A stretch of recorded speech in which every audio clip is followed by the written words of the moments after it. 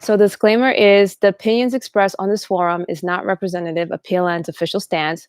RX's opinion is based on the information available at the time and not PLN's official stance. Not everyone who calls in is a TI. The gang stalkers have a tendency to pretend to be TIs and interfere with activities related to TIs. PLN and RX can't guarantee that TI Hour participants, including guests, are real TIs or if what is being said by anyone is true. This isn't to invalidate anyone, but to take into consideration that gang stalkers sometimes pretend to be TIs. And then the video disclaimer, I'm not showing any videos, so I don't think I need to read that. All right. So let's get into it.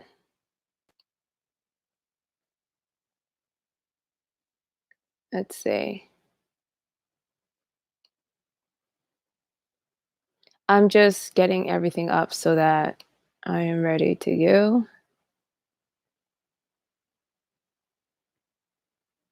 All right. So right now I am on TalkShoe and YouTube. Last time.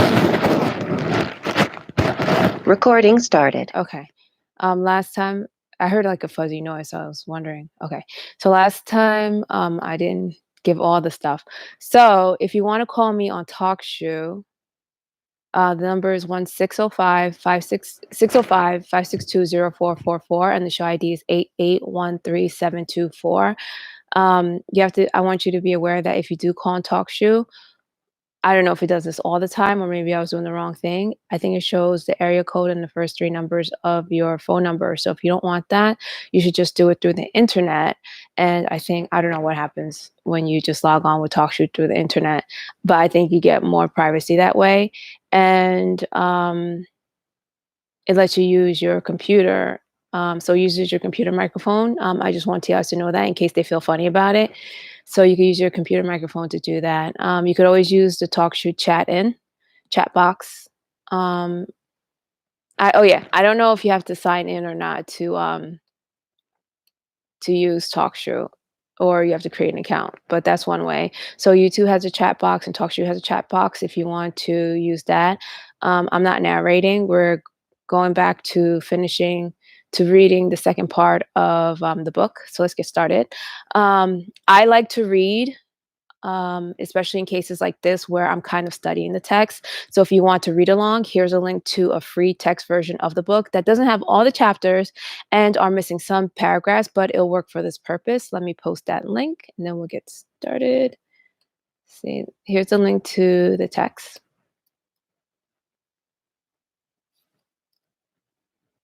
So I'm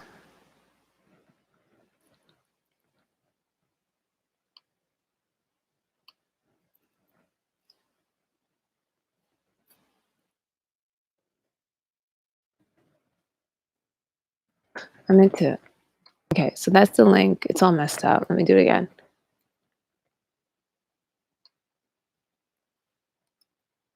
All right, it's not letting me separate it. So, well, actually, I feel bad. Let's see. Maybe I have to post each separately. I don't know.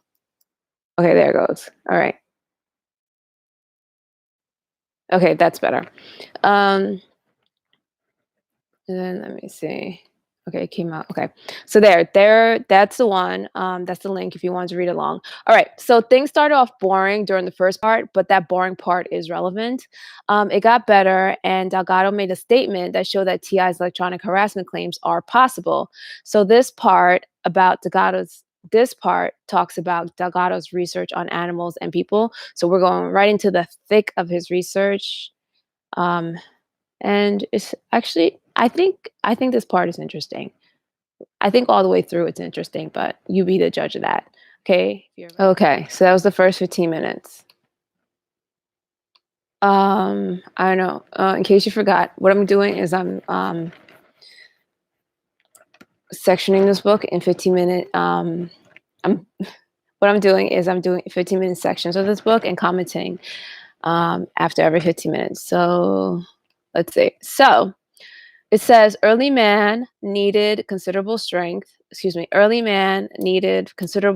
strength and skill to defend himself or attack other men or beasts with stones, arrows, or swords.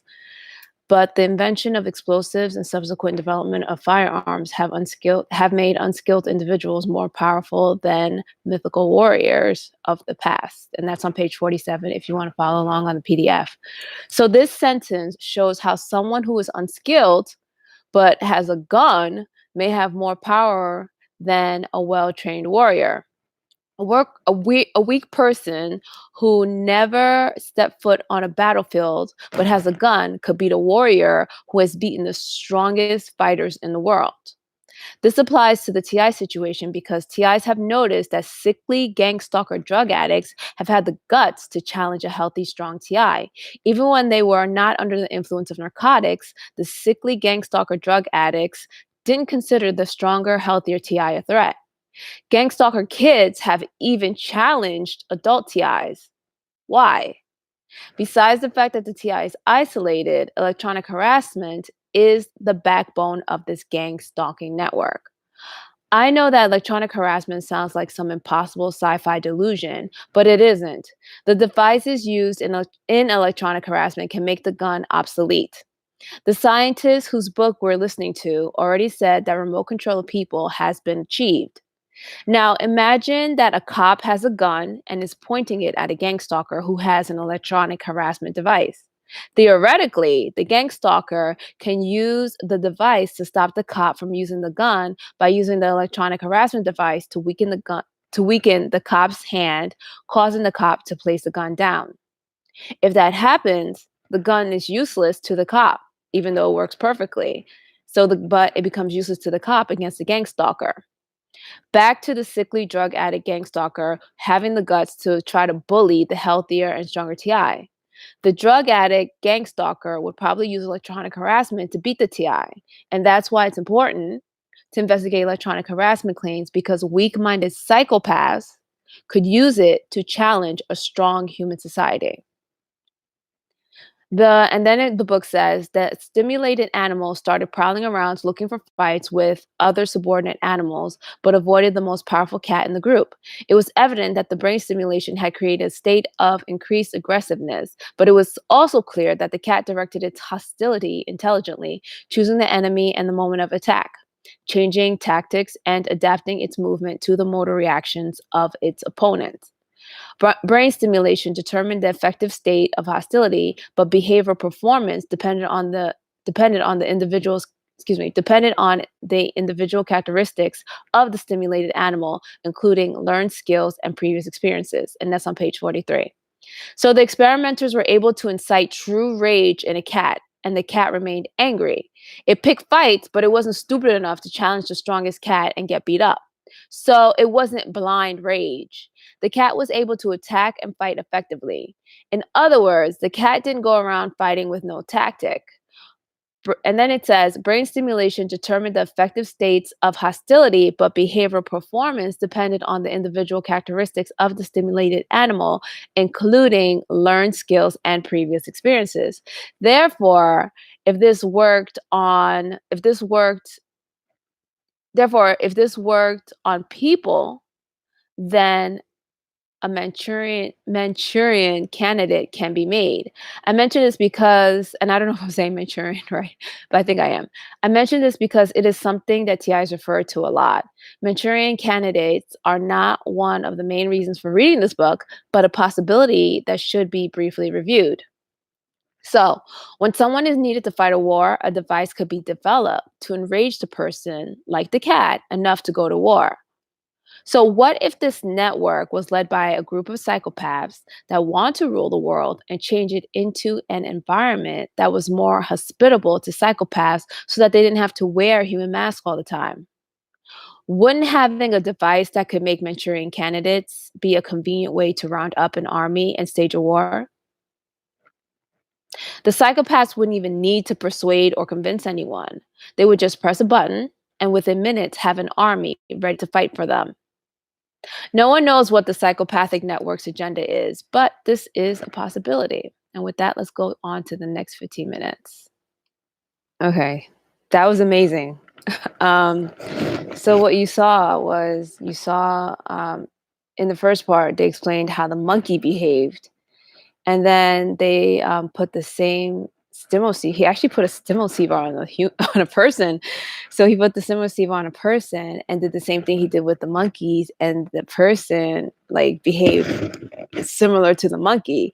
But what's very interesting about this is that you couldn't really, we he couldn't really talk to the monkey and say what was going on in your mind, what were you feeling, but he could talk to the person and hear what the person was feeling, and that's just whoa. Okay, so commentaries, and that's what was happening with the female, in case, because I know.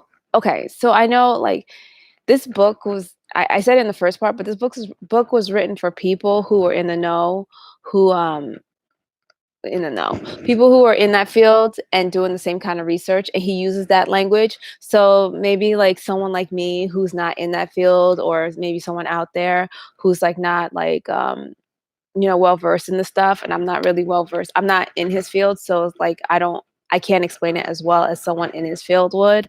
I'm just giving you really basic explanations, but like a layman, a regular person, probably be like, "What the heck is he talking about?" And that's okay. You're not stupid. It's just that he's this book was made for people who are doing the same kind of research that he was. It doesn't seem like he was trying to like reach out to the general public at that point in time. So if you don't understand it, don't feel stupid or anything like that. It is hard to read and everything, but like I said, I'm going to give you basic information. And honestly, if you wanted to understand it, you could just like Google some stuff, and just do basic research, and you'll get some of it. All right, so let me do my 15-minute commentary. So it says the brain is the direct interpreter of environmental inputs and the determinant of behavioral responses. Electricity cannot determine the target's hostility excuse me, electricity cannot determine the target for hostility or direct the sequences. Okay, electricity cannot determine the target for hostility or direct the sequences of aggressive behavior, which are both related to the past history of the stimulated subject and to his immediate adaptation to changing circumstances. And that was on page 57.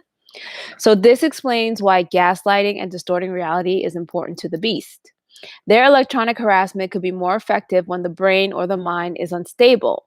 When they can disrupt the mind and become the one to direct the victim's reality, they weaken the mind's. Okay, when they can disrupt the mind and become the one to direct the victim's reality, they weaken the mind's natural defenses, leaving the body open to be more responsive to reflexive stimuli from their electronic harassment. Let me read that again. Their electronic harassment could be more effective when the brain or the mind is unstable. When they can disrupt the mind and become the one to direct the victim's reality, they weaken the mind's natural defenses, leaving the body open to be more responsive to reflexive stimuli from their electronic harassment. And in that way, they could use electronic harassment to increase aggression and manipulation, deception, or gaslighting to direct the aggression. If the mind is unstable, then the psychopath can tell it who is an enemy and who is a friend, who is harmful and who isn't. So, what happened? So, just to clarify that, so Delgado is saying that the brain is the interpreter of environmental inputs and the determinant. The brain decides. Okay, so the information comes in, the brain interprets it, and then the brain tells you the body, okay, this is what's going to happen, this is what you're going to do. Okay, so he's saying that the electricity cannot determine the target for hostility. It may increase our hostility, but the electricity is not going to tell, okay, attack that person, attack that person, attack this one. No, no, no, not him. Attack that one. So the electricity or the electrical stimulation can't tell the person who's stimulated or the animal who's stimulated who to attack. It can only increase the aggression, and it cannot direct the sequences of aggressive behavior, which means that it can't tell the monkey, okay, you're going to attack that monkey and you're going to hit him over the head. And you're going to attack that monkey, you're going to scratch him. And you're going to go over and attack that monkey, you're going to pull him down and like toss him around. It can't do that. So that's all that's saying, that the electricity can't do that. The brain is the one that decides how to do that. And so what I'm saying is that the gang stalkers have electronic harassment, which is similar to the electrical stimulation, which could increase the aggressive for their target, who to attack or how to attack. So I'm saying that the way that the beasts get past this, or the gang stalkers get past this, is that they're using gaslighting, manipulation, and deception, so that, to supplement their electronic harassment, so that in that way, okay, so the electronic harassment can't tell you who to attack or how to attack, but if I gaslight you and I manipulate and deceive you, I can tell you who to attack. So I raise your aggression, and then I manipulate you like, oh, you know what, that person over there, I think that's a gang stalker. And you're like all aggressive. And you know what? He was following you. Go get him. And because, you're so gaslighted, or the target's so gaslighted, it might do it. So I hope that makes a little bit more sense. Um, so why is this important? This is important because the first TI hour, I think it was the first TI hour, was about should TIs carry guns? Should TIs carry guns? And this is where TIs who own guns need to be careful. Myron Mays, and I think that's his name, had a gun, military training, and he complained of electronic harassment. I'm not sure what his complaints were, but if electronic harassment had been used to increase his aggression, it is possible to see how having a gun and using his military training could lead to exactly what happened.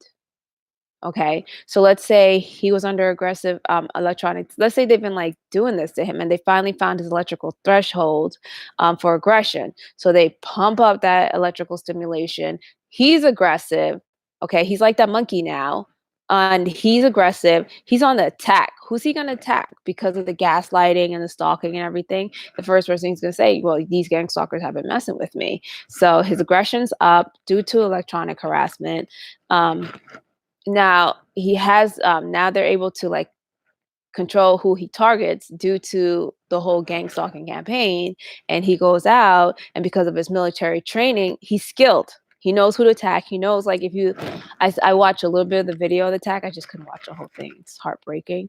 So I mean, if you saw, he knew what he was doing. He was like ducking places, doing, like, he knew exactly what he was doing. He was using his military training, just like the monkey wasn't stupid. He didn't just go in there and just start like blasting his gun, like, you know randomly. He used his military training, and he was aware of who to go for.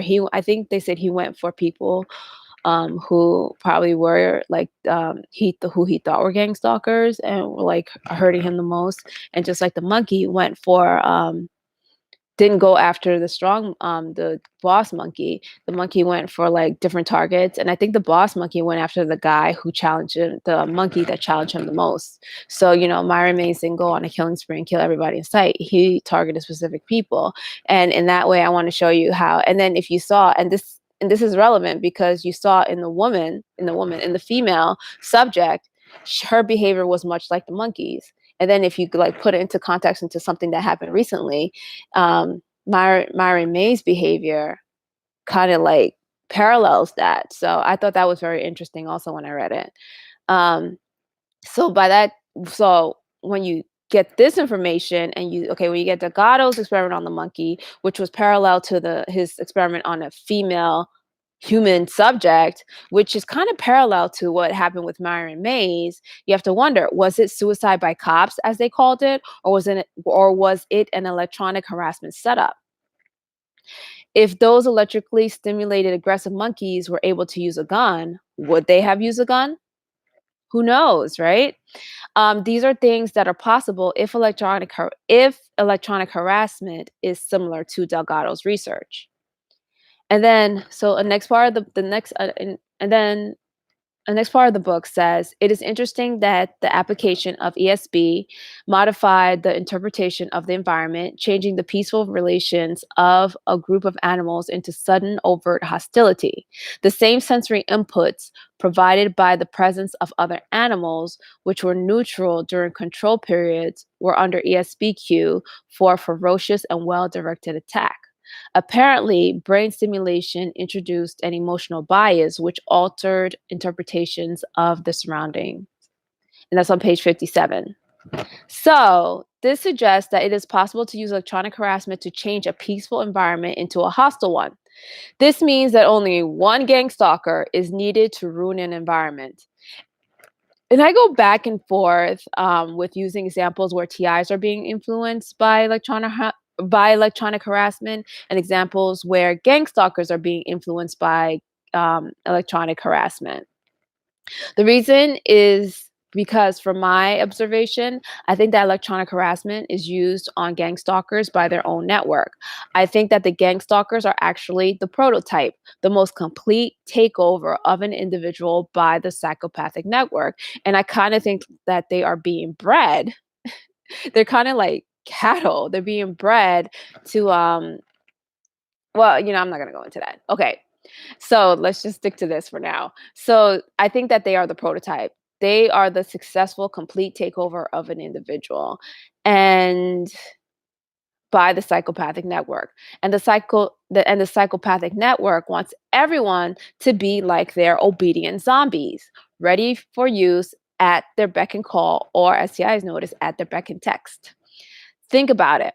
Let's say that those roaring engines on gangstalker cars are part of Let's say that those roaring engines on gangstalker cars are part of electronic harassment. What if the loud engines were hiding subliminal electronic stimulation, and every time that the engines roared, the gangstalkers were shooting the TI with some kind of pulsating energy? Who would feel the electrical pulse more, the TI or the gangstalker in the car? It depends. If the device has a controlled beam, then the TI would get the full hit and the gang stalker is untouched. However, because they're dealing with energy, it is directed energy, but what if it was sound? You can't really control sound that well. So what is it that they're using, and how well can it be controlled? However, if the electrical pulse diffuses while it heads towards the target, then a lot of the hit would be around and nearest the car. There were complaints a few years ago that the army was using a gun that let out harmful backfire when the soldiers shot at the enemy. So when the when the soldiers shot the gun, there was like something that sprayed back at them in their face. The soldiers using the guns got sick because of debris released when they shot the gun. This is similar to the scenario I just gave. Do you really think that the psychopathic leaders care enough about their lowly henchmen to prevent backfire? If the electronic harassment devices work well enough to get and keep people under control, do you think that they would think twice about using it on their own people? A military veteran and convert to the psychopathic network once said, "There is no honor among thieves." And I'll leave it at that. And the next part of the book, it says, the surprising fact is that the unpleasant sensations of fear was felt in one side of the body, contralateral to the brain stimulation. Sweet has reported the case of a very intelligent patient, the dean of a graduate school, who after a unilateral sympath- sympath- sympathectomy after unilateral sympathectomy to treat his upper limb hyperhidrosis, found that his previous and customary sensation of shivering while listening to a stirring passage of music occurred in only one side, and he could not be thrilled in the sympathectomized half of his body. These causes were interesting because emotions are usually experienced in a rather diffuse and bilateral fashion unless the innervation has been specifically interrupted. And that's on page 58.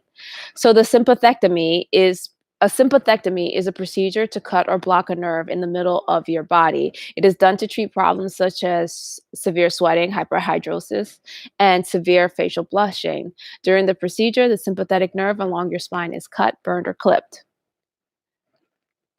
So, and then another part says these cases, and I brought that up is because, and this is it's kind of like a sneak peek into my research, but they actually it's not. Well, yeah, it is. So when the nerve is cut, it seems like affected like his how he felt his feelings. Isn't that crazy? Affected how he felt his feelings, and it's kind of like you know I okay.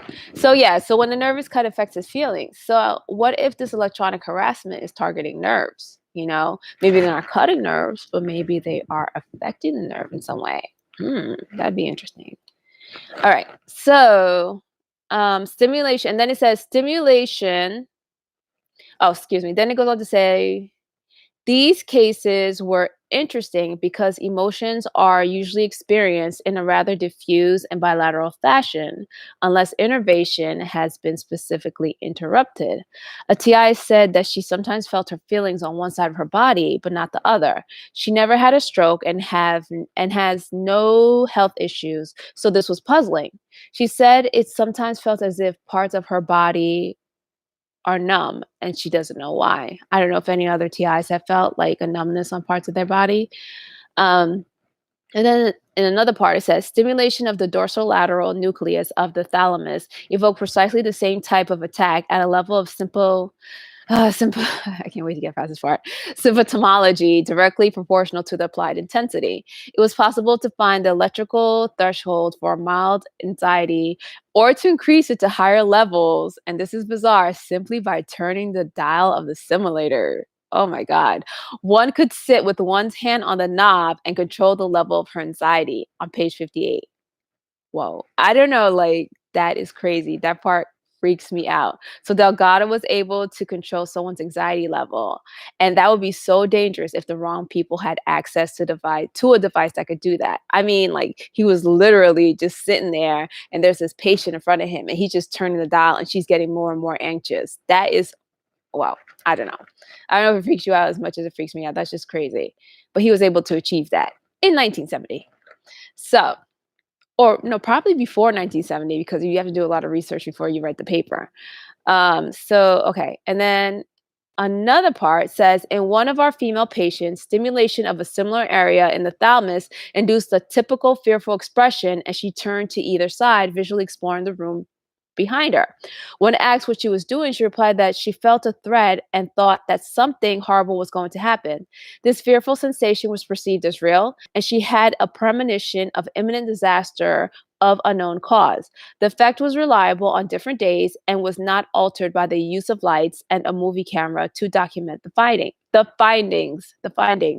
Her motor activity and choice of words varied according to the environmental setting, but her facial expression and acute sensation of non-specific, unexplainable, but real fear were similar following different stimulations. The response started with a delay of less than 1 second, lasted for as long as the stimulation, and did not leave observable after effects. The patient remembered her fear, but was not upset by the memory. Some patients have displayed anxiety and restlessness when the pallidum was stimulated at frequencies above 8 cycles per second. And they also perceived a constriction of warmth in their chest. A few reported a vital anxiety in the left chest and screamed anxiously if the stimulation was repeated. Intense emotional reactions have been evoked by stimulation of the amygdaloid nucleus, but responses varied in the same patient even with the same parameters of stimulation. The effect was sometimes rage, sometimes fear. One patient explained, "I don't know what came over me. I felt like an animal." The sensation of fear without any concomitant, excuse me, the sensation of fear without any concomitant pain has also been observed as a result of ESB of the temporal lobe. The effect of this effect may be classified as illusion of fear. Because there was obviously no reason to be afraid apart from the electrical, excuse me, because there was obviously no reason to be afraid apart from the artificial electrical activation of some cerebral structures. Page 59, if you want to read that again, because I kind of messed that up. But anyway, so this paragraph was shocking to me because a few years ago, the bees have said something along the lines of, "I sprayed her with terror." And I had no idea what that meant. Terror is just a more intense version of fear. So now that I see that electronic devices can be used to induce fear, it seems that the beast electronic harassment devices could be used to manipulate feelings. The only explanation so far for the spray part is that they are spraying some kind of electronic harassment particles or EHP that could act as receivers or transmitters once it's on the target's skin or clothing. If this sounds ridiculous, please watch PLN's video on smart dust for more information. Now, the last part of this section was really intense. The examples of the two female subjects was shocking. It was essentially the same experiments on the monkeys and cats being done on a person. It elicited similar responses, but the females were actually able to tell the experimenter what they were feeling. I cringed at this part where he said, upon stimulation of the amygdala with 5 milliamperes, had greatly altered vocal inflections and an angry expression. During this time, she said, I feel like I want to get up from this chair. Please don't let me do it. Don't do this to me. I don't want to be mean. When the interviewer asked if she would like to hit him, the patient answered, yeah, I want to hit something. I want to get something and tear it up. Take it so I won't. Then she handed her scarf to the interviewer, who gave her a stack of papers, and without any verbal exchange, she tore it to shreds, saying, I don't like to feel like this. And that's on page 62. So she felt as if something was taking over her, and she had an uncontrollable urge to do something that she did not want to do. I don't think I excuse me, I think about how many times people have said something has come over me, or I don't know what came over me, or I couldn't help myself. She felt out of control and she couldn't trust herself. A TI said that in the beginning, when she didn't know what was happening, the idea of getting up in the middle of the night and stabbing herself with a knife kept coming into her mind. She was depressed, but she wasn't suicidal. The thought kept coming into her head and increased with intensity. It was as if she was being pressured to stab herself with a knife every time she held it. So she would be in the kitchen cooking, and it was just like something. She was just like, stab yourself, and she's like, what? So she was confused because she really didn't feel like stabbing herself, and she really didn't want to kill herself. She said everything was fine in my life. I was depressed and I felt weird and I didn't know why. So no one else was there to pressure her. So she wondered, why was she pressuring herself to stab herself?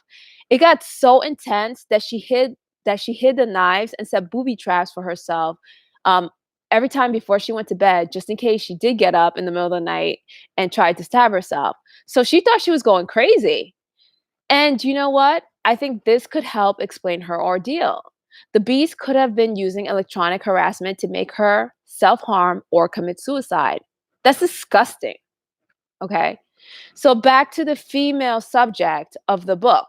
And that goes back to her because she was like feeling pressured to do something she didn't want to do. And it's like you could hear her like, oh my gosh, she like had to give him the scarf because she didn't want to rip it, but she just felt this intensity, like she had to. So it was weird. So it's weird that, like, this TI was feeling pressure to stab herself with a knife. And it's disgusting if it is true that electronic harassment could do that. And you could anyway, let me not get into it. I'm going off. Okay.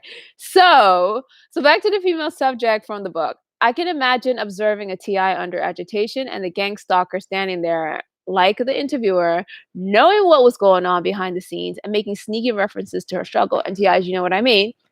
So I can see the gang stalker asking, like, here's a TI. They got the electronic harassment going. The TI feels like hitting something. Of course, the gang stalker, okay, get your text, go in there, do something. The gang stalker comes up, starts with a TI and it says, do you want to hit me? Just like the interviewer, which is kind of trying to encourage her to do it. Then the gang stalker will like continue agitating her so she could actually act out that aggression. So imagine like the female who's sitting there, and it's like the way he wrote it, you could see her like really trying to hold back on this feeling to like hurt someone or hurt herself or to rip something apart. So could you imagine like a TI sitting there and this gang stalker is like knowing what's going on and that the electronic harassment works. This gang stalker's coming in and they're like, do you want to hit me? And the TI is like trying to hold back. And then they're just like agitating, pushing and pushing and pushing. They'll probably get hit. And I think, that's probably something to consider too. Like, what is this electronic harassment for? What's it being used for? How are they directing it? What's their agenda with this thing? And of course, it's probably multiple agendas. So, yeah. So then the after knowing that she's stimulated and the electronic harassment is working, and of course, you know how if you in the book, he what's his name? Legato says that he notices all this because he's observing like her expression, her body language, and everything, and he could tell when she's agitated and when the stimulus is working.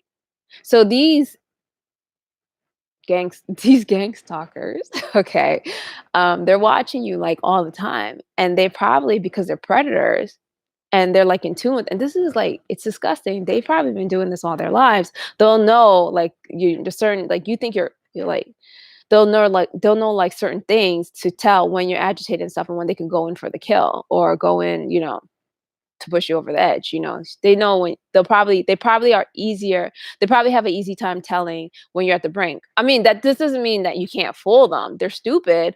Well, not all of them, but most of them. This doesn't mean that you can't fool them. It just means that, they're like since they got that predatory instinct like that they've been using all their lives, they probably will know when you're agitated, even though you're trying to keep composure. It's like but not all the time, so I don't want you to, like, feel like, "Oh my god, they can read my every move," because they can. They're anyway, so, um, so back to this.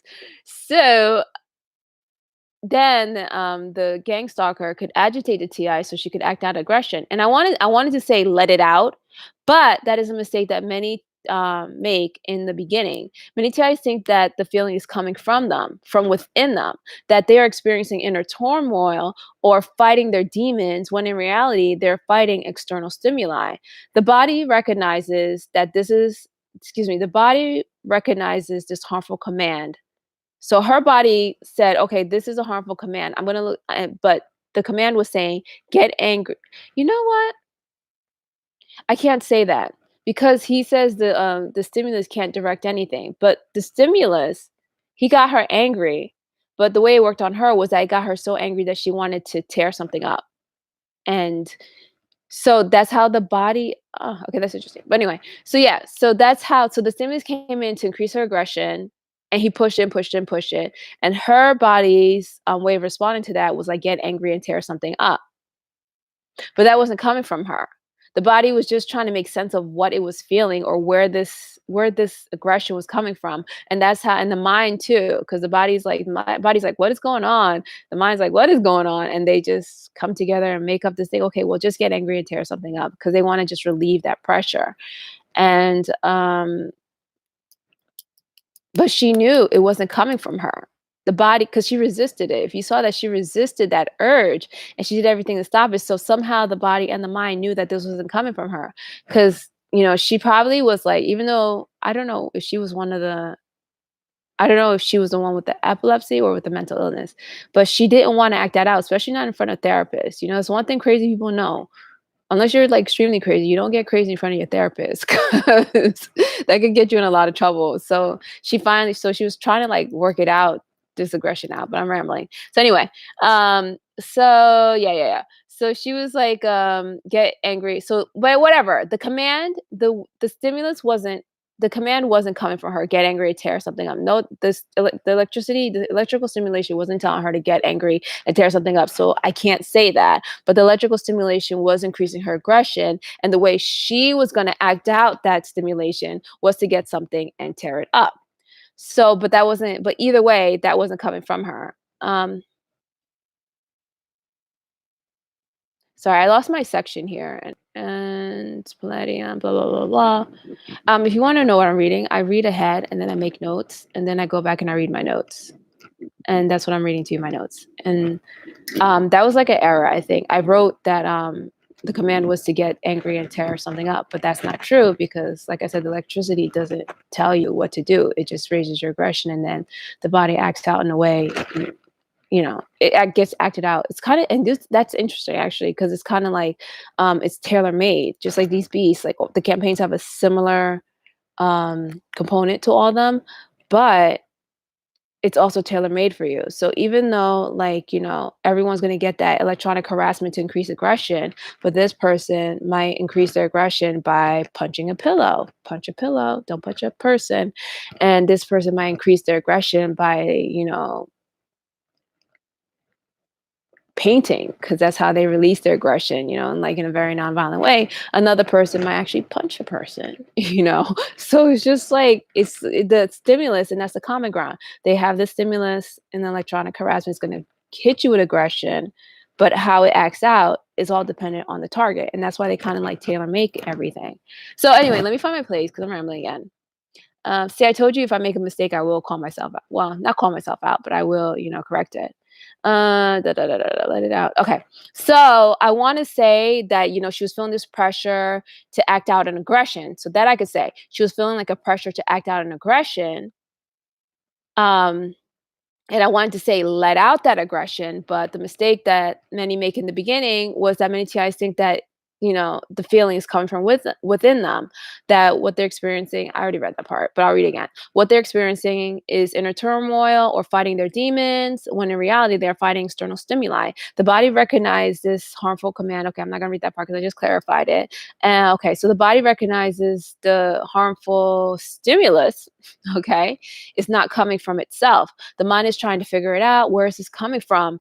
Isn't that a common thing that people say? Where's this coming from? Where's all this anger coming from? And then they go soul searching to find an answer, but the answer may not be, excuse me, but the answer may be something other than the usual substance.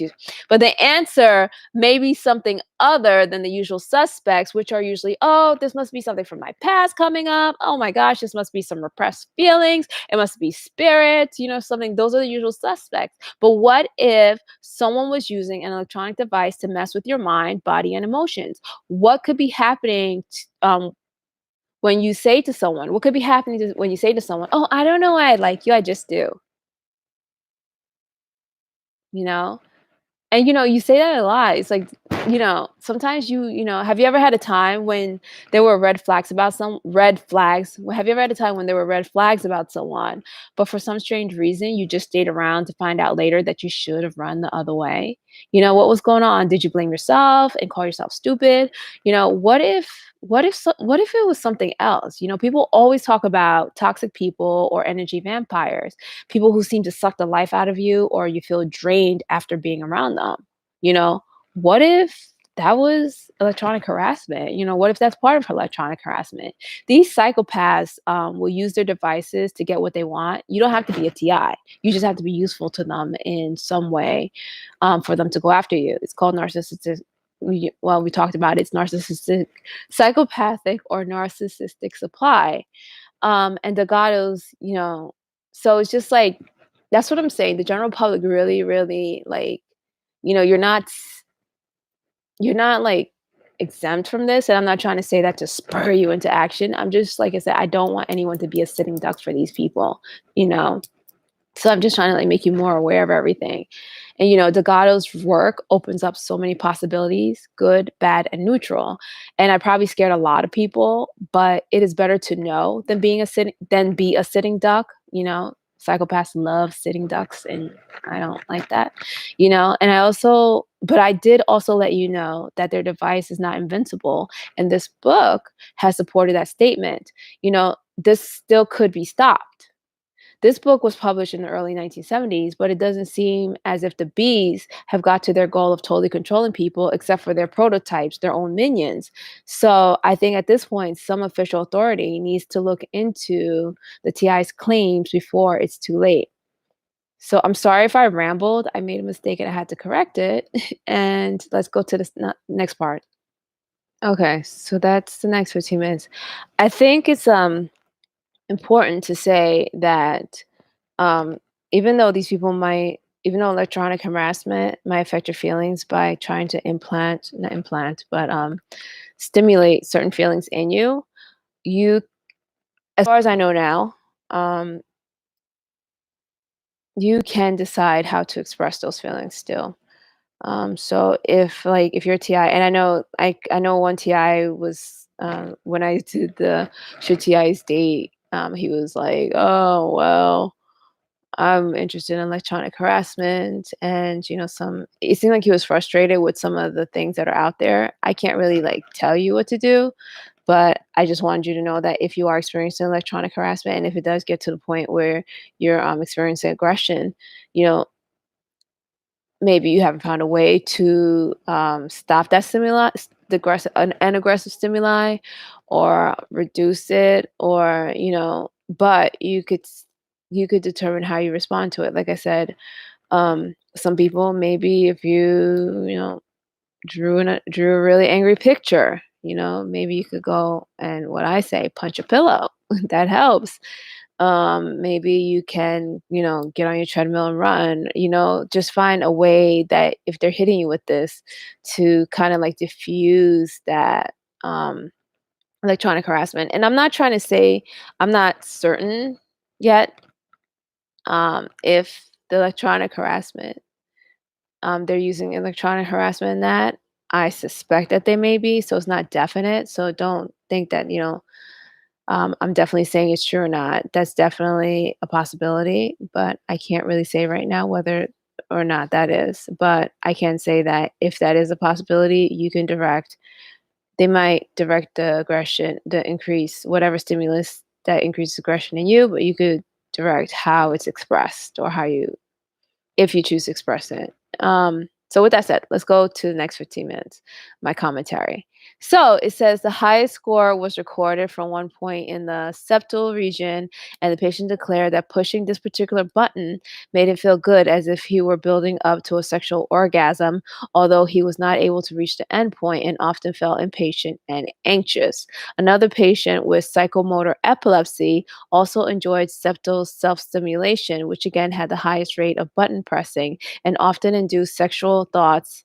Activation of the septal region by direct injection of acetylcholine produced local electrical changes in two epileptic patients and a shift in mood from dysphoria to contentment and euphoria, usually with concomitant sexual motivation and some orgastic sensations. And that's on page 64. Some TIs have reported some TIs have reported electronic rape. They said that they feel as if they were being sexually stimulated by some electronic means. This statement of Delgado's research confirms that a subject reported feeling sexually, excuse me, this statement of Delgado's research confirms that a subject reported feeling sexual pleasure delivered by an electronic device. And in another part, it says the first case was VP, a 36-year-old female with a long history of epileptic attacks, which could not be controlled by medication. Electrodes were implanted in her right temporal lobe, and upon stimulation of a contact located in the superior part, about 30 millimeters below the surface, the patient reported a pleasant tingling sensation in the left side of her body, from my face down to the bottom of my legs. She started giggling and making funny comments, stating that she enjoyed the sensation very much. Repetition of these stimulations made the patient more communicative and flirtatious, and she ended up openly expressing her desire to marry the therapist, and that's on page 65. That is bizarre. They were able to stimulate regions of a female's brain to make her more flirtatious, even to the point of saying she wanted to marry her therapist. Could it be possible that someone could use this to make you think you are attracted to them, even to the point of trying to marry them? Maybe. However, remember that Delgado's research stated that whether or not the stimulation worked depended on the person. Was this female already attracted to the therapist to begin with? So these stimulations just enhance that? That could be. That's still dangerous to me because if he had taken advantage because that's still dangerous to me because if he had taken advantage of any initial attraction, she would have dived headfirst into a marriage with a person she didn't even know. He could have been a serial killer, psychopath, or a gang stalker, for all she knew. The most alarming question is, what if she wasn't attracted to him at all, and these electronic stimulations made her think she was attracted to him to the point of wanting to marry him? Who knows if that was the case? But it did say that during control interviews before and after ESB, her behavior was quite proper, without familiarity or excessive friendliness, and that's on page 65. The female subject also suffered from epilepsy, which is not considered a mental illness. And I also want to note that there was a kid used as a subject, and the electronic stimulation also worked on him. The description of the male subject vaguely expressing an attraction to the interviewer goes back to the question I asked earlier about whether or not the female was initially attracted to the therapist in the first place, or was the electronic stimulation making her think that? Here's a guy where there seemed to be no previous reason to think that he was homosexual, but he kind of hinted that he wanted to marry the male therapist. That could be coincidence, but it does suggest that it might be the electronic stimulation making a female and a male think they wanted to marry a therapist they just met or didn't know that well. Later, it says in the in the interpretation of these results, it is necessary to consider the psychological context in which electrical stimulation occurs because the personality configuration of the subject, including both current and psychodynamic and psychogenetic aspects, may be an essential determinant of the results of stimulation. Expression of feminine strivings in our patient probably was not the exclusive effect of ESP, but the expression of already present personality factors which were activated by the stimulation. The balance between drive and defense may be modified by ESP, as suggested by the fact that after one stimulation the patient said without apparent anxiety, I like to be a girl. But when this idea was presented to him by the therapist in a later interview without stimulation, the patient became markedly anxious and defensive. Minute to minute changes in personality function, influenced by the environment and by patient interview relations, may modify the nature of specific responses. And these variables, which are difficult to assess, must be kept in mind. And that's on page 66. So this just says the same thing as before. The results depend on the person and circumstances. Maybe this guy was a closeted homosexual, and the electronic stimulation enhanced enhanced his hidden sexuality. The balance between drive and what was the thing and defense. So the balance between drive and defense may be modified by ESB. ESP, in case you forgot, is short for electrical stimulation of the brain. So ESP increased his drive and lowered his defense. But was the drive there in the first place, or did ESP make this guy think he was a homosexual? Notice that he also said he wanted to be a girl. I wonder if the machine made him feel feminine, so he wanted to marry a guy. A gay guy wouldn't necessarily want to be a girl. So did the straight subject, and we're supposing he was straight, perceive himself as feminine or a girl and therefore felt attraction to the male therapist as a girl would. There's no way to tell. This is scary in this day and age because society is more open to transgender identity. If Delgado's mind altering technology got into the wrong hands, a lot of people could be left confused about their sexuality and gender identity. My concern is not whether someone is transgender or not, nor is it if they are homosexual or not. My concern is that someone could be made to falsely believe that they are transgender and spend money on permanent surgery only to find out later that they had no issues with their born gender. That would be terrible and traumatic. If someone is sure that they want to change genders, that is their business, not mine. I'm not even going there. I'm worried about a device being used to confuse people into thinking something that is not true to who they are or who they want to be, to the point that they will make irreversible changes that they might later regret.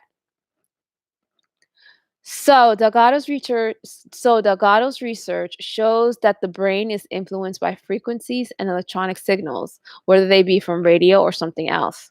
This is why you see a lot of videos of TIs doing frequency scans and using devices that measure some kind of electrical signal. Audience, I hope, and by audience I mean the general public, I hope you understand why they are doing this and why they are doing it. I hope you understand what they are doing and why they are doing it now. The TI suspect that they are being assaulted with electronic signals that cause pain, discomfort, or some other disruptive effect. Since these signals are invisible and hardly anyone believes that the TIs are being assaulted by electronic harassment, the TIs are trying to use meters and other devices to try and prove it. They're not crazy, but a lot of TIs aren't trained in the fields that can read, interpret, and explain what the meters are reading. The TIs still, but the TIs still try because they are asking for help. A lot of TIs just want investigations done, someone to listen to them and take them seriously. Mostly, they just want it all to stop. So next time you see a video of a TI doing meter readings or of some sort, please be more understanding because this is someone who is in a horrible situation and is trying to prove that she or he is being harmed. Even if you think it's all BS, Try not to join in with the mockery of the trolls. Try not to join, even if you think this is all BS, try not to join in the mockery of the trolls. Back to what I was saying. Delgado's research shows that the brain is influenced by frequency and electrical signals, whether they be from radio or something else. The body has natural defenses against outside stimulus affecting its internal equilibrium. That's why Delgado had to do surgery to attach a device directly to the brain. That's also why a lot of TIs think they are chipped. I already mentioned smart dust as an alternative to implanted microchips. Although other alternatives are x rays, microwaves, and ultrasounds. These are non invasive ways to do what Delgado did. That is also why the audience or the general public may see a lot of TI videos on microwaves, x rays, and ultrasound. Delgado's research opened up a lot of doors to influencing the body with electronic devices and doing so remotely. It should be easy to see how Delgado's research can advance from implanting big receivers in a person's head and delivering stimulus to, excuse me, it should be easy to see how Delgado's research can advance from implanting big receivers in a person's head and delivering stimulus through a clunky remote control to remotely delivering those signals through microwaves, x rays, or ultrasound, and also being able to do so remotely with an app. I'm not saying that you have to believe that what the TIs are saying is true, but I hope that you can see that what they are saying is very possible and probable.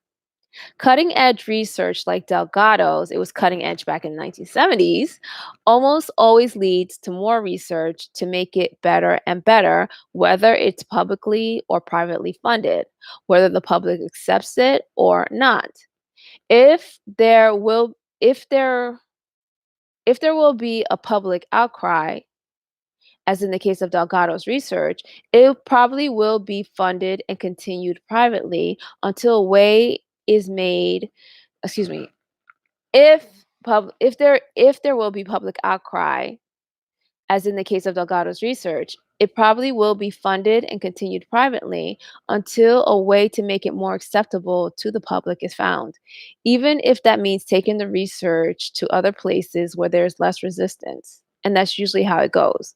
So I'm just saying that Delgado's research and research like Delgado's can advance whether or not the public likes it or not. And I think during the first part, I read a statement by Delgado where he said that. He just emphatically said it. You can watch that again if you want. But usually in cases like that, and I also mentioned in part one that that's what a lot of pharmaceutical companies do. When the FDA won't let them do research or experiment on certain drugs, they usually take it to a different country or elsewhere and then do their research. And then once they find it's more effective and could pass through the FDA, they bring it back to the States. So it's not impossible for research that has no public funding. There's a big public outcry, and it's not accepted by the FDA. There's no, um, it can still continue, and that's what I was pointing out. So with that said, let's go to the next 15 minutes. Okay, so that's next 15 minutes. All right. So it isn't an important thing to keep in mind is that Delgado said that these electrical stimulations don't cause harm to the cells. It says in investigations of the brain as well as the muscle, electrical activation is preferable because it is not harmful for the cell and permits repeated studies of the same biological processes. By applying electricity, we can activate pre established functional mechanisms of a structure and discover its possible role in spontaneous behavior. And that was on page 18 of the PDF, that um, the link that I gave you. A lot of TIs have brain scans, and sometimes those scans don't show anything. I don't know if it's because electronic harassment won't leave a bruise or scar. So, but maybe it leaves other traces of that are unknown. So, if you had a brain scan doesn't show anything, maybe that's why. I don't know. And it goes on later to say, in some patients, electrical stimulation of the exposed temporal lobe has produced the perception of music. Occasionally, it was a determined tuned which could be recognized and hummed by the subject. And in some cases, it was as if a radio or record were being played in the operating room. The sound did not seem to be a recollection, but resembled an actual experience in which instruments of an orchestra or words of a song were heard. These artificially induced hallucinations were not static, but unfolded slowly while the electrode was being held in place. A song was heard from beginning to end and not all at once. In a dream, familiar places were seen and well known people spoke and acted, like spontaneous memories. The recollections induced by ESB could bring back the emotions felt at the time of the original experience, suggesting that neuronal mechanisms keep an integrated record of the past, including all the sensory inputs visual, auditory, proprioceptive, etc., and also the emotional significance of the event. And that's on page 68. So that's significant because TIs have spoken about induced dreams and electronic harassment being used to control their dreams. It goes on later to say, we must remember that our only way to be in touch with external reality is by transducing physical and chemical events of the surroundings into electrical and chemical sequences at the sensory receptor level. The brain is not in touch with the environmental reality, but with its symbolic code transmitted by neuronal pathways, and that's on page 69. So the senses are the way that the brain receives information about the outside world. In the subliminal environment, I've heard the bees say things similar to, give me your senses, or I want your senses. It makes me cringe, and I wonder if there is a faction of the psychopathic network that is a cult that goes hunting for souls.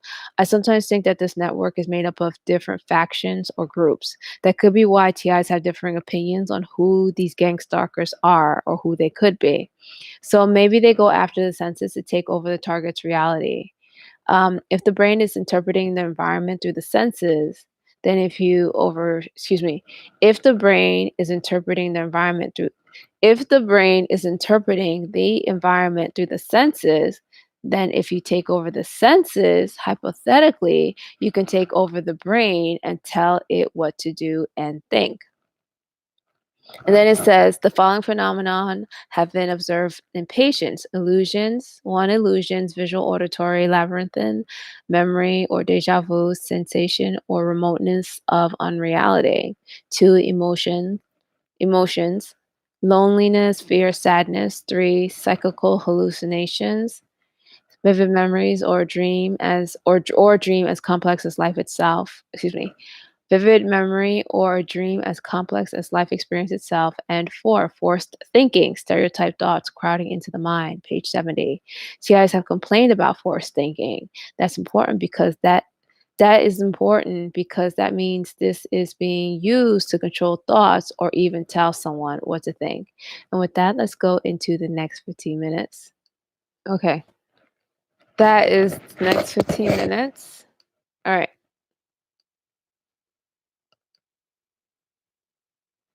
Um, okay, 437. Okay. So it says the common feature was a sensation expressed by the patient that the words, ideas, or situation were similar to a previous experience. There was no perception, only the interpretation of a novel input as one already known and familiar. There was no anxiety or fear in the perception of these illusions, and the apparent effect was one of interested surprise with a rather pleasant, amusing quality, which made the patient more alert and communicative. And that's on page 70. This is alarming because this gives the ability to implant someone's mind with beliefs into with beliefs that she or he never had. And this goes to the first, in the beginning of the 15 minutes when they were talking about, they did some experiments and people were saying, "Oh, I think I heard." Excuse me. People were saying, "Oh, I think I heard that before," or they were having like deja vu moments, and that is norming. And what they were saying is that they were able to make people feel like they've had an experience before that they've never had.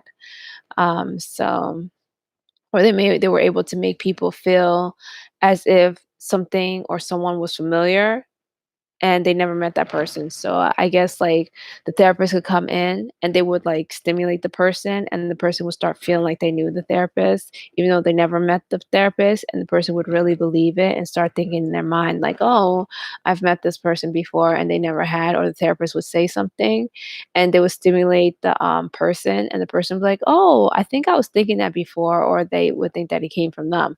So this is alarming because this gives the ability to implant someone's mind with beliefs into what, excuse me, this gives the ability to implant someone's mind with beliefs that she or he never had. Someone can actually think that they hold that belief or held that belief way before the person who put it in there said anything. There is no need for convincing, no need for persuasion, just press a button and the person agrees. For example, a person could be shopping and a gang stalker salesperson could make a person buy something that they can't afford or don't want to buy by using a device that can do what the ESP did. So you could someone could just walk into the store. Let's say they're just looking at cars. Well, let me give an example. Okay, so that's just one example. You can think of other scenarios where people with no conscience can use something like ESP to manipulate and deceive others into thinking that they hold a belief, thought, or idea or opinion that they didn't. I think I'm going to leave you to think of that. I could give an example, but I'm not. So later on, the author writes, if we accept this hypothesis, we may assume that artificial influencing of electrical and chemical neuronal physiology could play a decisive role in the interpretation of reality with some independence from past experience and personal structure. And that's on page 70. In, uh, in other words, you could shape someone's reality by stimulating parts of their brain and could bypass their history and personality. The relieving part is that he said some independence. Let me read that in because I yawned. In other words, you could shape someone's reality by stimulating parts of their brain and could bypass their history and personality. The relieving part is that he said some independence. If he said independent of, that means the person has no control and you can fill their head with whatever you want and they will think that it came from them or they thought it before you mentioned it. Some independence means that there are still personal defenses against injecting thoughts and beliefs into someone's head. To be a little more accurate, Delgado seemed to have electric excuse me Delgado seemed to have electrically stimulated the person's brain and then used conversation to inject the thoughts. The stimulation just gave the person illusions of familiarity. The stimulation just gave the person illusions of familiarity to whatever he said. And this is scary. After reading this far into the book, could you imagine what could have happened if Delgado was an evil psychopath who wanted to control everyone around him? He could have. If he had formed a group of like minded psychopaths and had access to adequate funding, could you imagine how they could have privately advanced his research while wreaking havoc on those around them? Luckily, Delgado didn't seem to be an evil psychopath, but what if an evil psychopath decided to continue Delgado's research? So sometimes TIs post videos complaining about gang stalkers doing things that seem amusing or ridiculous. Um, these things are not a matter of life or death and appear harmless. Um, excuse me. These things that are not a matter of life or death and appear harmless might be dismissed or used as proof that a TI is crazy. However, these things are part of the gang stalking campaign and are part of slowly breaking down the TI. For example, a TI said that she had lost her appetite and had difficulty eating. She suspected that electronic harassment was being used to make her not eat so that she would lose weight. I mentioned before that the bees were pathetic and that their end goal to excuse me and that okay and that their end goal of finishing someone off could be for petty reasons. The TI liked having curves and tried to maintain a certain weight. When the bees found out through small talk that this was important to her, it appears they decided to use electronic harassment to make her lose weight and lose her curves. Their goal wasn't to stop her from eating so she could get sick and die, although they probably would have liked that. It was mainly to make her lose weight and lose her curves and be unhappy with her appearance. That is so petty and pathetic. She felt this happening to her, but she couldn't explain how they could do such a thing. She didn't want to say anything because it sounded crazy. No one can use electronic means to make you lose your appetite and stop eating, right?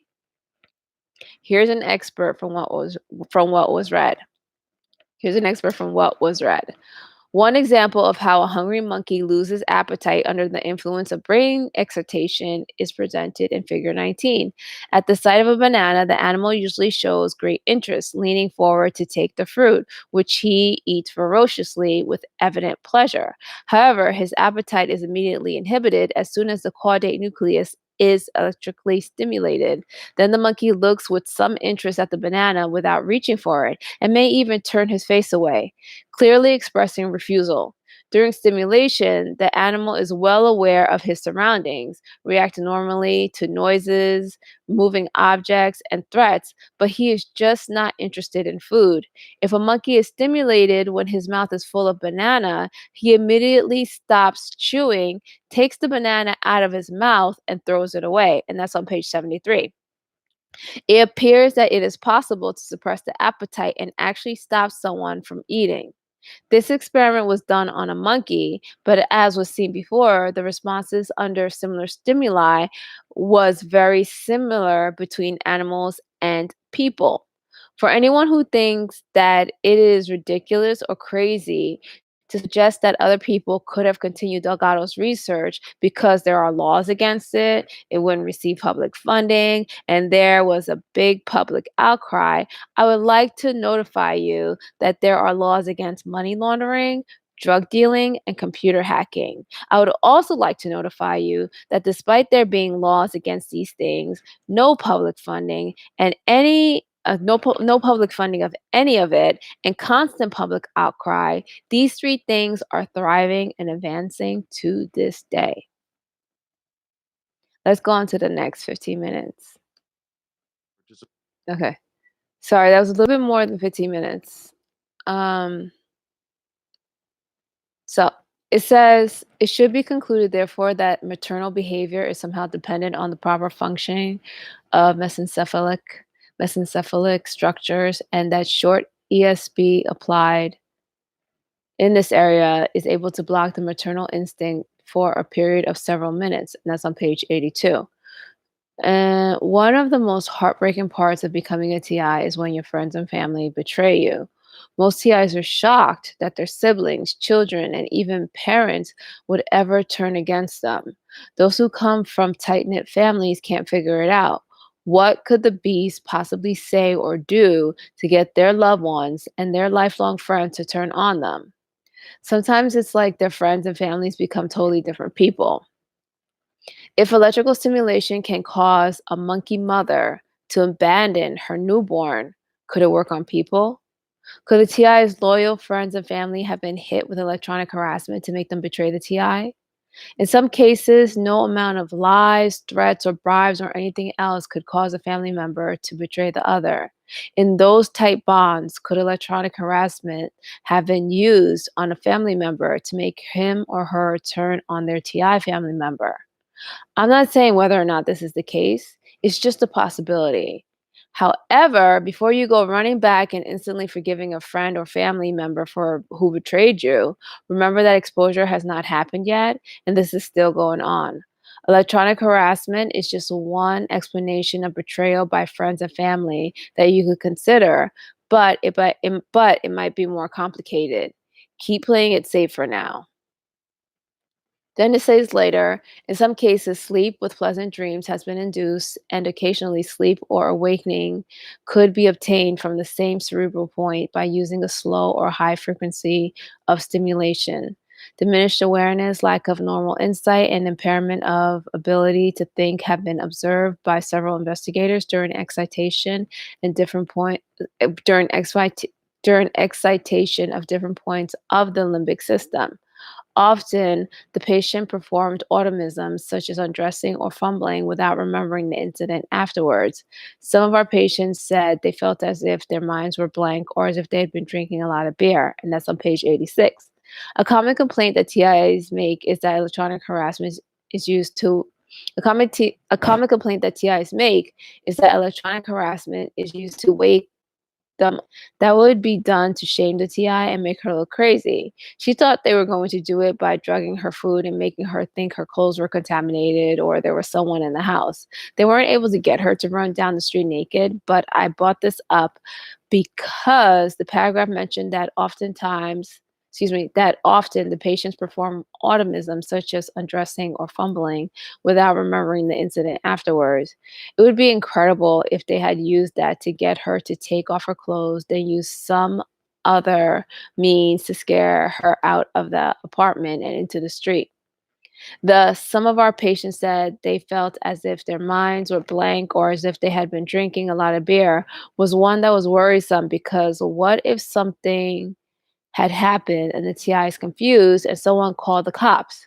If the TI, in an effort to figure out what had happened, said, I felt like I'd been drinking a lot of beer or I felt like I was drunk, a normal cop might use that as evidence against the TI, and a beast cop would run with it would run with that and may even exaggerate and or arrest the TI on false pretenses, saying that the TI said that they were drunk let me say again. A normal cop might use that as evidence against the TI, and a beast cop would run with that and may even exaggerate and or arrest the TI on false pretenses, saying that the TI said that they were drunk or had drank a lot of beer when the TI was just describing how they felt, not saying they were actually drunk or had a lot of beers. So while going subliminal, I heard the bees mention that they muzzle with kisses. I couldn't quite figure that one out. They have their own language. It's English, but it's like doublespeak from Orwell's 1984. I don't understand it and I don't want to because it might be an entrainment trap. These gang stalkers are the Medusas of insanity. If you look at or listen to them too long, you might turn insane. I limit how long I go subliminal and I try to concentrate, excuse me, and I try not to concentrate too hard or try too hard to understand what they're saying or what is going on. I suspect there is a hypnotic aspect to their matrix, which could trap you if you are not careful. It sounds strange, but it's what I have observed. Anyway, the part that said when she had counted to 14, ESP was applied and speech was immediately interrupted without changes in respiration or in facial expression and without producing fear or anxiety. When stimulation ceased seconds later, the patient immediately resumed counting. She said that she did not know why she had stopped, although she had heard the interviewer encouraging her to continue. She had been unable to speak. If the same stimulation was applied while the patient was silent, no effect could be detected by the observer or by the patient herself. In other cases, patients have been able to read and comprehend or to write messages that they were temporarily unable to verbalize. And that's on page 87 of the PDF. I'm wondering if this is what they meant by muzzling someone, blocking their speech. As for the kisses, I think it may be due to their as for the kisses, it may be due to their electronic beams making smooching noises when it hits the target, but I'm not sure. This is ironic, but earlier I made up a scenario between a cop holding a gun aimed at an unarmed gang stalker. I said how the unarmed gang stalker could possibly use electronic harassment to make the cop put the gun down. It seemed impossible until this part was read. And it said, but we must realize that the elite who make the decisions and even the individual who obeys orders and holds a rifle require for their behavioral performance the existence of a series of intracerebral electrical signals which could be inhibited by other conflicting signals generating in areas such as the caudate nucleus. And that's on page 88. So the cop's behavioral performance could possibly be could possibly be influenced by electronic stick. So the cop's behavioral performance could possibly be influenced by electronic stimulation. And furthermore, it says inhibitory areas of the central nervous system that can be activated by electrical stimulation as well as by the physiological impact of sensory inputs, which carry messages, ideas, and pattern behavior. Um, Perception of information from the environment causes electrical and chemical changes in the brain substance, and the stimuli shape the functional characteristics of individual interpretation and integration, determining the degree and quality of his reaction. And that's on page 88. And then it says, it's also true, however, that the development of technology to stimulate the brain is in it is also true, however, that the development of technology to stimulate the brain in free subjects. Okay. It is also true, however, that with the development of technology to stimulate the brain in free subjects, many of the responses obtained in both animals and man are indistinguishable from spontaneous behavior. Sequential behavior, sexual activity, elementary responses, walking, yawning, fighting, and many other effects documented in previous sections demonstrate conclusively that ESB can evoke purposeful, well coordinated, skillful activities of great refinement and complexity. Patients have accepted evoked psychological changes, such as an increase in friendliness, as natural manifestations of their own personality and not as artificial results from the test. And that's on page 89. That's what TIs claim, and it's alarming to know that Delgado's research was able to do all this back in the 1960s, although the book was published around 1970. So what I just read, it was basically a list of all of TI's complaints, or at least most of TI's complaints. And what I'm just saying is just like that's just ironic that Delgado did all this and demonstrated all this in human subjects way back in like 1960s. I think his research was between 1950s through the 60s, and then the book was published in the early 1970s. I'm not sure. So even though all this seems scary, remember that the book says electricity does not create muscle contraction. It simply activates a pre-established pattern of responses, and that's on page 89. So Delgado's research didn't have control. Excuse me. Delgado's research didn't have complete control, but it used the domino effect to get the desired response. So it says we may consider that the role of the will is mainly to trigger previously established mechanisms. And that's on page 91. And then later on, it says, I shall not enter into the controversial issues of causality and determination of free behavior, but on the basis of the experimental findings, it is reasonable to assume that voluntary and electrical triggering can activate existing cerebral mechanisms in a similar way. And that's page 91. In other words, electrical triggering can be used to replace your free will over your mind, body, and life. Atiai said that at the beginning of the campaign, she always reminded herself of her own free will. She didn't know why, but she felt as if she always had to remind herself of it. One day, in their usual attempt to make her feel as if they read her mind, a male gang stalker wore a t-shirt that said the illusion of free will. She hadn't been aware of electronic harassment yet, but guessed that was a reference to them using it on her. When I started this research, I didn't want to talk about electronic harassment because it sounded crazy and impossible. I stayed away from it because I felt talking about it would hurt my research more than anything else. I would be dismissed as some new age lunatic who read too many scary sci fi books. However, as the research progressed and after a breakthrough in going subliminal, I realized that it would be crazy not to talk about electronic harassment because electronic harassment appears to be the backbone of this psychopathic network. Without electronic harassment, they're pretty much nothing. So, human society has guns, bombs, and other visible weapons. The beast or the gang stalkers have these advanced electronic devices that can do the same things Delgado has done in his research, and possibly more because they have been allowed to progress without any resistance. The first thing that people will want to do when exposure happens is find these weapons. Even now, people want to find these advanced weapons to serve as proof. The beasts are unfazed by these attempts because they hide their weapons in plain sight. I have theories on how to find their weapons, but can't say anything at this point in time. The research is still progressing. If the DOJ or other official authority that is supposed to protect against these types of threats wants to find these weapons, start by taking TIs seriously. Start investigating the issues. Talk to the TIs instead of sending them off for mental evaluations. Do the research, and the answers will start to unfold. The matrix looks a lot more complicated than it is.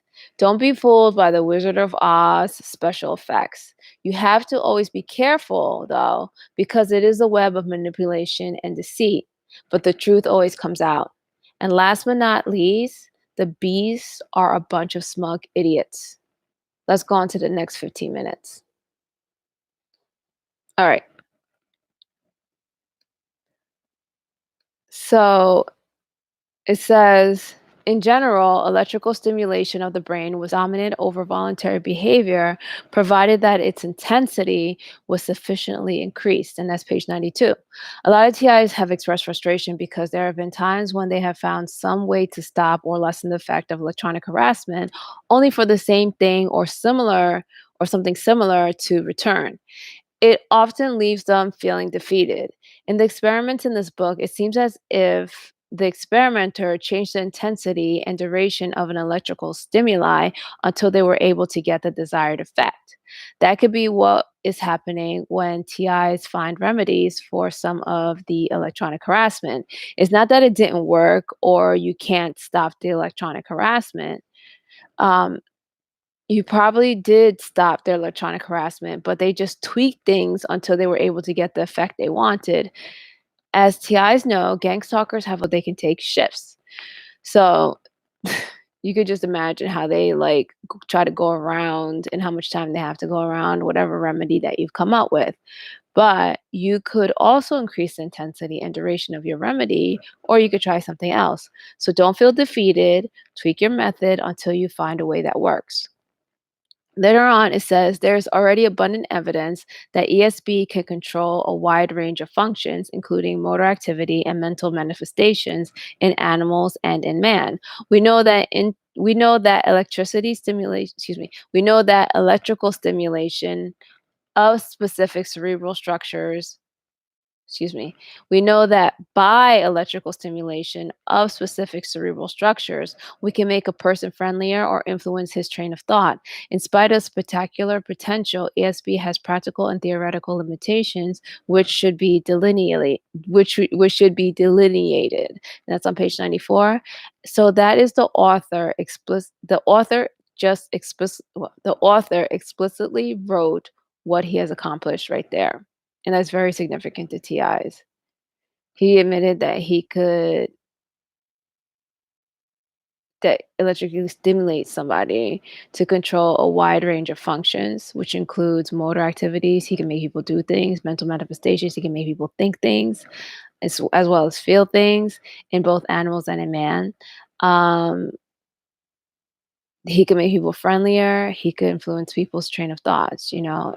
It's just explicitly said there. So I don't know, TI say the same things and they're crazy, but here's a scientist who has demonstrated that, who has done that way back between the 1950s and 1970s, and there he said it.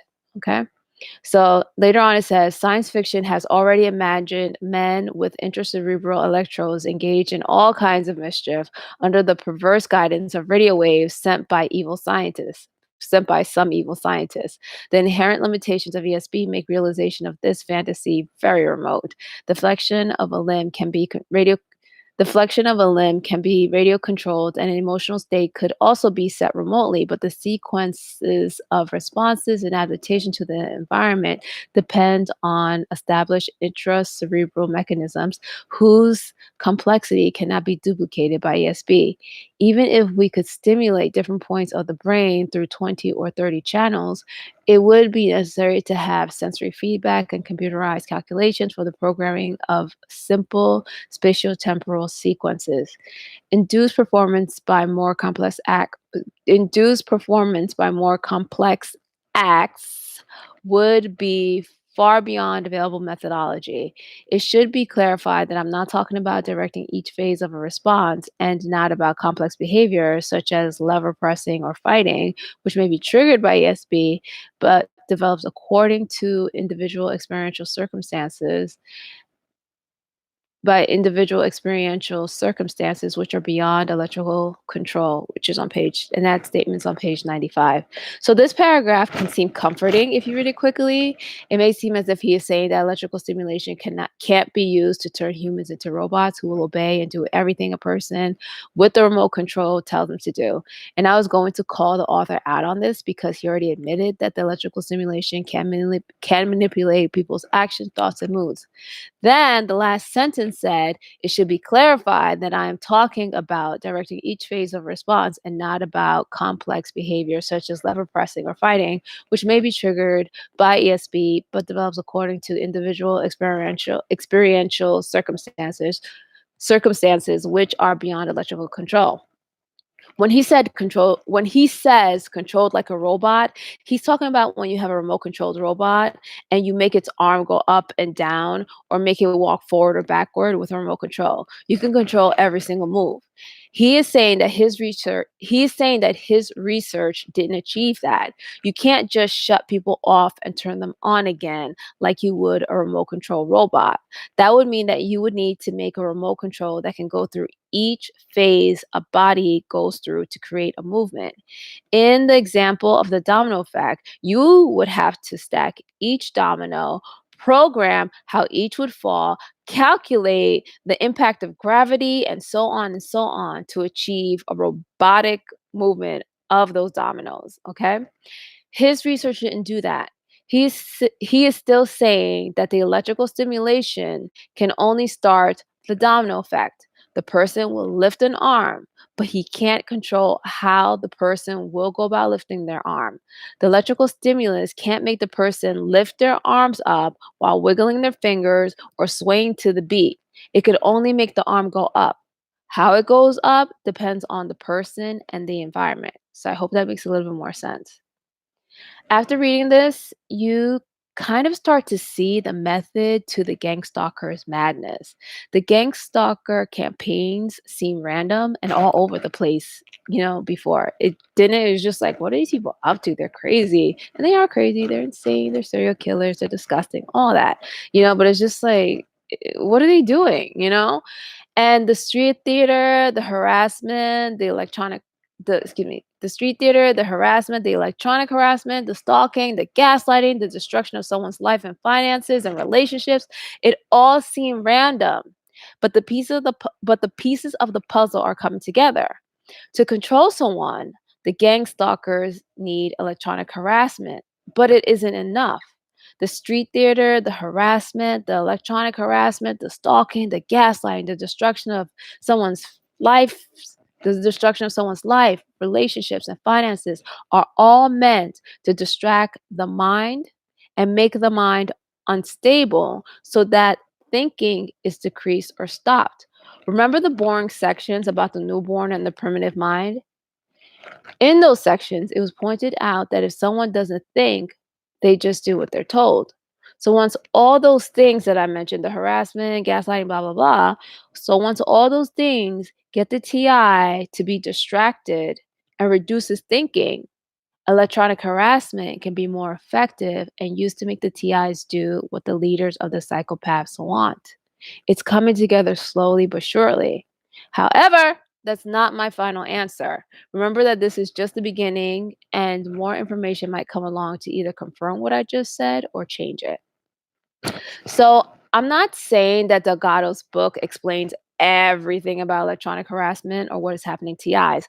I'm not saying that what is written in the book is what is being done to TIs.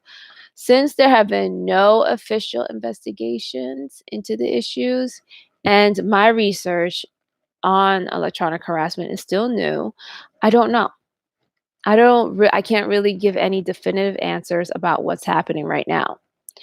I'm using this book to point out that some of the TI's most common complaints about electronic harassment are not only possible, but there has been research, real scientific research done that can confirm that it is possible. And not only is it possible, it's been done. It's all been done before. This is nothing new. TIs didn't just get together. Well, TIs didn't just get together or just make these things up. It's been done. So with that said, if I've been yawning, it's not because this is boring. I didn't eat dinner yet. I just kind of just dived into this. So I'm yawning because I'm tired and hungry, not because I'm bored. Okay, with that said, that was the last section. Next week, we will finish reading the book if you wanted to just skim the chapters or read ahead. And thank you for watching and have a good night.